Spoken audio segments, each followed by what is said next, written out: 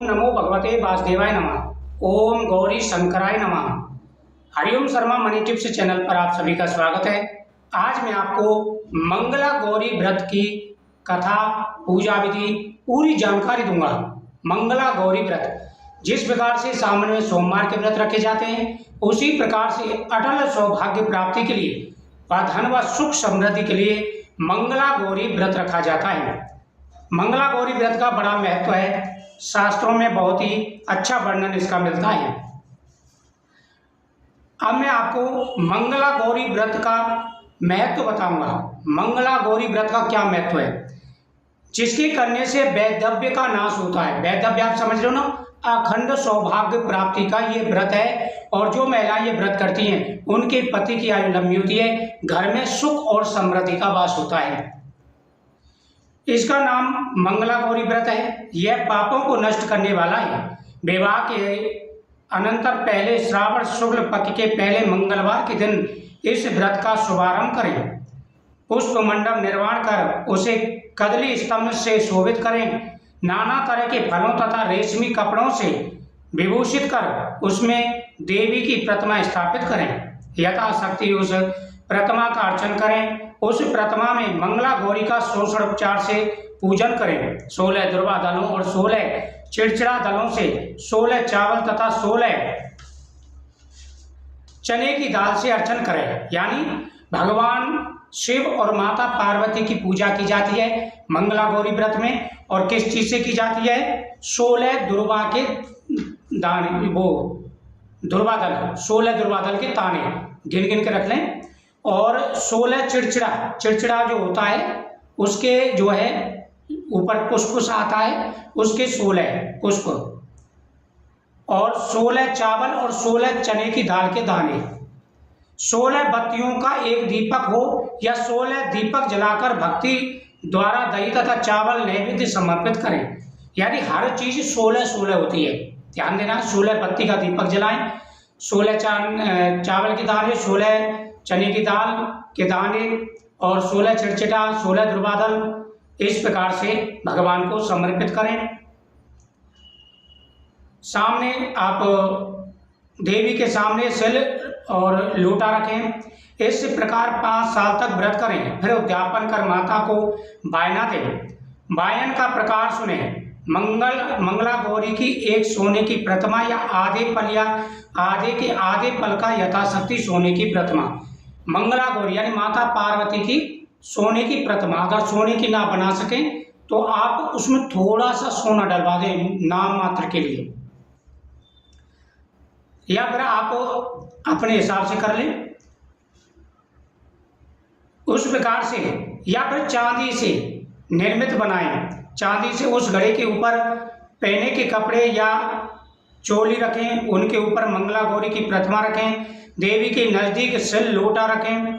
इस प्रकार माता के लिए वायन दें। हे विप्र, इस प्रकार व्रत करने मात्र से 7 जन्म तक सौभाग्य रहता है। पुत्र पौत्र संपत्ति आदि से युक्त हो वह कीड़ा करते हैं। इस प्रकार से भगवान शिव कहते हैं कि यह व्रत करना चाहिए। इससे अखंड सौभाग्य प्राप्ति की वरदान प्राप्त होता है। 7 जन्म तक कभी कोई परेशानी नहीं आती। इस प्रकार से ऋषि कहने लगे, हे शंभु, इस व्रत को पहले किसने किया? किसको इस व्रत को करने का फल होता है? भगवान शिव ने कहा, हे विप्र, पूर्व काल में कुरु देश में श्रुत कीर्ति नाम वाला शास्त्र ज्ञाता कीर्तिमान तथा शत्रु रहित राजा था। वह 64 कलाओं का जानकार धनुर्विद्या विशारद था। पुत्र सुख को छोड़कर उस राजा को सब आनंद था। संतान के लिए राजा बहुत चिंताकुल हो गया। जप तथा ध्यान युक्त हो देवी की आराधना करने लगा। यानी राजा के हर प्रकार का सुख था, लेकिन राजा को एक ही दुख था कि उसकी कोई संतान नहीं थी, और इसी चिंता में राजा रहता था। इसके बाद उसने देवी की आराधना की। उसके इस तब से देवी प्रसन्न होकर उससे बोली, हे पुत्र वर मांग। सुत कीर्ति ने कहा, हे देवी, आप यदि राजी हैं तो शोभन पुत्र दो। हे देवी, आपके कृपा रूप प्रसाद से किसी अन्य चीज की कमी नहीं है। राजा की ऐसी वाणी सुन मंद मंद हस्ती देवी ने कहा, राजन, तुम दुर्लभ वस्तु की याचना मांगते हो, लेकिन कृपा कर तुमको पुत्र देती हूँ। हे राजन सुनो, पुत्र अत्यंत गुणी होगा पर 16 साल से अधिक नहीं जीवेगा। यदि सुंदरता तथा विद्याहीन पुत्र होगा तो वह बहुत समय तक जीवित रहेगा। अब राजा श्रुतकीर्ति ने देवी की आराधना की और देवी ने प्रसन्न होकर के वरदान भी दिया, लेकिन क्या कहा कि तुम्हारे भाग्य में पुत्र नहीं है, लेकिन मैं पुत्र का आशीर्वाद देती हूँ और वह अल्पायु होगा। अगर गुणी और संस्कारी बेटा चाहिए तो अल्पायु होगा। अगर आपको जैसे उसमें विद्या नहीं है, गुणहीन है और उसमें कोई संस्कार नहीं है, अगर ऐसा संतान चाहिए तो वो लंबी उम्र का होगा। देवी की वाणी सुन राजा चिंता करने लगा। उसने अपनी भार्या से विचार कर गुण विशिष्ट संपूर्ण लक्षण युक्त 16 साल तक की आयु वाला पुत्र मांगा। अब राजा ने अपनी पत्नी से कहा कि भाई ऐसे ऐसे देवी माँ कह रही हैं, तो उन्होंने कहा हमें तो संस्कारी और गुणी संतान चाहिए, चाहे उसकी आयु कम हो। अगर आयु कम होगी हम पूजा पाठ करेंगे, यज्ञ अनुष्ठान करेंगे, भगवान अपने आप सुनेगा। तो राजा ने उसी प्रकार से वरदान मांग लिया। देवी ने उस समय भक्तराज को आज्ञा दी कि हे राजन, मेरे दरवाजे पर आम का पेड़ है, मेरी आज्ञा से उस आम के एक फल को लाकर अपनी पत्नी को खाने को दो। उसके खाने से उसी समय रानी निसंदेह गर्भ धारण करेगी। राजा ने प्रसन्न हो देवी की आज्ञा अनुसार अपनी पत्नी को आम्र फल दिया। उसके खाने से पत्नी ने गर्भ धारण किया। उसके 10वें महीने में देवतुल्य पुत्र पैदा हुआ। हर्ष शोक से संपन्न राजा ने उस पुत्र का जात कर्म आदि संस्कार करा दिया। शिव स्मरण करते हुए पिता ने उसका चिरायु नाम रखा। जिस समय उसे 16वां साल प्रारंभ हुआ, उसी दिन से सपत्नी राजा को चिंता सताने लगी। अब पुत्र हो गया, चिरायु नाम रखा, वो बड़ा हो गया और 16वीं साल जैसे लगी और राजा को चिंता होने लगी, क्योंकि वो अल्पायु था। राजा ने विचार किया, यह पुत्र बड़े ही कष्ट से प्राप्त हुआ है, अपने समक्ष इसकी दुखद मृत्यु कैसे देखूंगा। अतः राजा ने पुत्र के मामा के साथ उसे काशी भेजने का प्रबंध किया। राजपत्नी ने अपने भ्राता से कहा, तुम कार्पटिक वेश धारण कर इस लड़के को काशी ले जाओ। मैंने पूर्व में पुत्र प्राप्ति निमित्त भगवान मृत्युंजय की विनती की है। हे विश्वेश, पुत्र को इसी समय ले आओ, इसकी यत्न से रक्षा करना। वह अपनी बहन की वाणी सुनकर भांजे को साथ लेकर काशी गया। रास्ते में जाते हुए कई दिन बाद आनंद नगर पहुंचे। वहां संपूर्ण समृद्धि से युक्त वीरसेन नाम का राजा था। अब राजा जब चिरायु की आयु 16 साल की हो गई, 16वें साल में लगा, तो राजा ने क्या किया, श्रुतकीर्ति ने अपने साली को बुलाया और उसको लड़के के मामा को बुलाया और लड़के को उसके साथ काशी जी पढ़ने के लिए भेज दिया। अब वो दान पुण्य करते हुए जा रहे थे। रास्ते में राजा वीरसेन की नगरी में वो रुकते हैं। उस राजा की कन्या संपूर्ण लक्षण संपन्न मंगला गौरी नाम वाली रूप लावण्य संपन्न थी। उस समय वह बालिका सखियों सहित अपने गांव के समीप रमणीक बगीचे में खेल रही थी। उसी वक्त राजपुत्र चिरायु तथा उसका मामा दोनों वहां पहुंचे। वे दोनों बालिकाओं को देखने की इच्छा ठहर गई। इतने ही समय में कीड़ा करती उस बालिकाओं में से एक बालिका क्रोधित हो अत्यंत कठिन दुर्वचन कहने लगी। इस दुर्वचन को राजपुत्री ने सुनकर कहा, तुम अयोग्य वाणी क्यों कहती हो? मेरे वंश में ऐसी स्त्री नहीं है। मंगला गौरी के वर प्रसाद से, मंगला गौरी व्रत के प्रभाव से मात्र से मेरे हाथ में चावल जिसके मस्तक पर गिरे सके उसके साथ विवाह हो जाने पर यदि थोड़ी आयु वाला हो तो भी चिरायु हो जाएगा। अब क्या हुआ कि जैसे मामा भांजे जिस बगीचे में रुके थे उसी बगीचे में राजा वीरसेन की कन्या आ गई और राजा वीरसेन की जो कन्या थी वो सखियों के साथ वहां खेलने लगी। और उसी समय उसकी सहेली ने कुछ कहा उससे, तो उसने कहा कि तुमने तो बहुत गलत बात कहा है। तो उसने अपने हाथ पर चावल के दाने लिए और कहा कि अगर मैं सच्चे मन से मंगला गौरी का व्रत करती हूँ और मैं इन चावल को फेंक रही हूँ जिसके मस्तक पर ये चावल गिरेंगे उसी से मेरा विवाह होगा। अगर वो अल्पायु होगा तब भी वो दीर्घायु का हो जाएगा। अब क्या हुआ, उसी रोज राजकन्या का विवाह का दिन आया। बल्लेड़गढ़ के दृश्य धर्मा राजा के पुत्र सुकेतु नाम वाले को देना निश्चित हो चुका था। वह सुकेतु मूर्ख, क्रूर तथा बहरा था। अतः वर पक्ष वालों ने मंडप में अन्य अच्छा वर ले जाने का निश्चय किया। विवाह हो जाने पर वहां सुकेतु चला जाएगा। यों विचार कर चिरायु के समीप जाकर उसने मामा से कहा, यह बालक हमें दो, क्योंकि आपके बालक द्वारा हमारा कार्य सिद्ध होगा। अब क्या हुआ, उस लड़की का जो विवाह था वह किसी और से तय हो चुका था। जो लड़का आया था वह क्रूर था और मूर्ख था। अब वो राजा के जो लड़के के पिता ने क्या कहा, चिरायु के मामा से कहा कि ऐसा करिए, इससे फेरों का काम करवा दीजिए और हमारा काम हो जाए, क्योंकि हमारा बेटा इस लायक नहीं है। बालक द्वारा हमारा कार्य सिद्ध होगा, इस भूमि पर परोपकार के तुल्य अन्य कोई नहीं। यह वाणी श्रवण कर उसका मामा हृदय से राजी हो गया, क्योंकि इन्होंने पूर्व में बाटका में बालका की वाणी सुनी थी। लेकिन वर पक्षीय जनों से कहा, आप लोग इस बालक को क्यों चाहते हैं?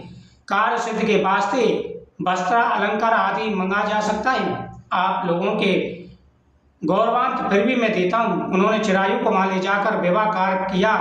जब सप्तपदी आदि कार्य होने पर रात में गौरी शंकर के समीप हुआ है, चिरायु पुत्र सुप्रसन्न चित्त से राजकन्या मंगला गौरी के साथ सो गया।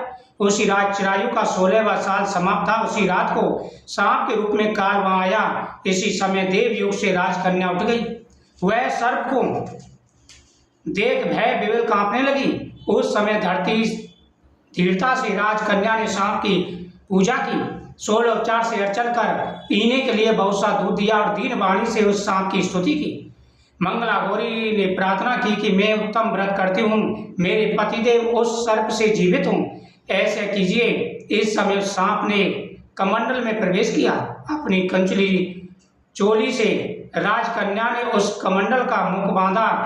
तदंतर उसके पतिदेव शरीर के अंगों को ऐंठते हुए जाकर उठे और अपनी पत्नी से कहा, ये विप्रे, मुझे भूख सता रही है। अब क्या हुआ कि राजकन्या के साथ उसका विवाह हो गया। अब दोनों विवाह के बाद एक साथ सो रहे थे। ठीक उसी समय उसकी 16 वर्ष की आयु पूर्ण हो गई। उसी समय काल सर्प का रूप धारण करके वहां आया और उसने लड़के को डस लिया। लेकिन क्या हुआ कि मंगला गौरी जो कन्या थी उस समय उठ गई। अब उसने सर्पदेव की पूजा की और सर्पदेव एक कमंडल में प्रवेश कर गया। वहां पर अपनी केचली छोड़ी, उसने उस कमंडल का मुंह बांध दिया और उस केचली उस लड़के के शरीर पर टच कराई, वो लड़का जो है जीवित हो गया। अब उसने कहा कि मुझे भूख लगी है। उसने माता के समीप जाकर पायस लड्डू आदि लाकर पति को दिया। उसने प्रसन्नचित हो भोजन किया। हाथों को धोने के समय उसके हाथों से अंगूठी गिर गई। वह पान खाकर फिर सो गया। फिर वह राजपुत्री कमंडल पात्र को फेंकने गई, लेकिन विधि विधान से बाहर जाने पर चमकते हुए हार की कांति देख विस्मित हो प्राप्त हो गई। उस घट में स्थित हार को अपने कंठ में धारण किया। कुछ रात अवशेष रही तो चिरायु का मामा उसे ले गया। चिरायु के जाने के बाद वरपक्षीय जन सुकेतु को ले गए। मंगला गौरी ने सुकेतु को देखा तो वह कहने लगी, यह मेरा स्वामी नहीं है। सभी वरपक्षीय महानुभाव राजकन्या ने कहने लगे कि हे सुबह, ये क्या कह रही हो? यदि कोई पहचान हो तो कहो। मंगला गौरी ने कहा, जिसने रात में नवरत्नों की निर्मित अंगूठी मुझे दी, वह इस अंगूठी में देकर पहचान करूं। रात में स्वामी पतिदेव ने मुझे हार दिया। उस हार के रत्नों की सुंदरता कैसी है? अब इधर तो चिरायु काशी जी चला गया, मामा से ले गया। उसकी जगह पर वो लड़का सो गया जो शादी करने के लिए आया था। अब मंगला गौरी ने मना कर दिया कि ये तो मेरा पति है ही नहीं है। मान के नहीं, यही पति है, तो तुम्हारी कोई पहचान हो तो बताइए। और उसने कहा कि रात को मेरे पति ने एक नवरत्न जड़ी अंगूठी दी थी और हार दिया था, उसकी पहचान बताइए। और उस समय जो बातचीत की थी वो भी बताइए। उसे भी यह कहे तो यह मेरा पति है। यूं मंगला गौरी की वाणी सुन सब लोगों ने कहा ठीक है, लेकिन चिन्हों में से सुकेतु के बताए हुए एक भी चिन्ह की पहचान नहीं हुई। तब सब लोगों ने मना किया। वरपक्षी जैसे आए वैसे ही चले गए। मंगला गौरी के पिता सुतकीर्ति ने प्रसन्नचित हो अन्न जल आदि का एक पत्र यज्ञ किया तथा पक्षीय सब कथा कान सुनी की। स्वरूप के कुरूप हो जाने से किसी को ले आए थे। महल के बरामदे में चिक के भीतर कन्या को राजा ने बिठाया। इस प्रकार एक साल यात्रा करते हुए अपने मामा के साथ वह फिर अपनी ससुराल का वृत्तांत देखने के लिए आया। जब मंगला गौरी ने चित्त के भीतर से उसे देखा तो लोकोत्तर प्रसन्न अपने पिता से कहा, मेरे पति आ गए हैं। अब राजा ने क्या कहा, उसने उस बारात को तो वापस कर दिया और बारात को वापस करने के बाद में उसने यज्ञ का अनुष्ठान किया और एक पर्दे की ओटक में अपनी बेटी को बैठा दिया और कहा कि इसमें से ध्यान देते जाना कि तुम्हारा वर कौन है। अब उसने यज्ञ अनुष्ठान किया। इधर मामा भांजी का एक साल पूरा हो गया था। अब वो वापस आए और वापस जैसे ही आए तो उस लड़की ने उनको पहचान लिया और अपने पिता को बता दिया। पर मुस्कान वाली पुत्री को चिरायु को दिया। शिष्य लोगों के सहित राजा ने विवाह सब का कर वस्त्र वरण आदि सब गज रथ तथा बहुत सी चीजें दी। फिर चिरायु अपनी पत्नी एवं मामा के सहित कुल नंदन सेना सहित अपने नगर आया। जब चिरायु के माता और पिता अपने प्राणियों के मुखारबिंद से उसके आने का समाचार सुना तो विश्वास नहीं हुआ, क्योंकि भाग्य विपरीत कैसे हो सकता है। इसी बीच वह चिरायु माता तथा पिता के पास आ गया और प्रेम मग्न हो चिरायु ने भक्ति द्वारा अपने माता पिता के चरणों में प्रणाम किया। अब क्या था कि उसके माता पिता को तो विश्वास ही नहीं हो रहा था, क्योंकि वह अल्पायु था। अब जब सबने सुना कि चिरायु आ गया है, तो वह माता पिता के सामने आया, तब उनको विश्वास हुआ। तो उन्होंने कहा ये सब कैसे हुआ। तो उन्होंने कहा कि पिताजी, मेरी जो पत्नी है यह मंगला गौरी व्रत करती है और इसके व्रत के प्रभाव से ही मेरी आयु लंबी हुई है। तो इस व्रत के प्रभाव से पुत्र भी प्राप्त हुआ और पति की आयु भी लंबी हो गई। तो यह व्रत बहुत ही प्रभावशाली है, इस व्रत को अवश्य करें, आपकी मनोकामना पूरी होगी। जय माता दी।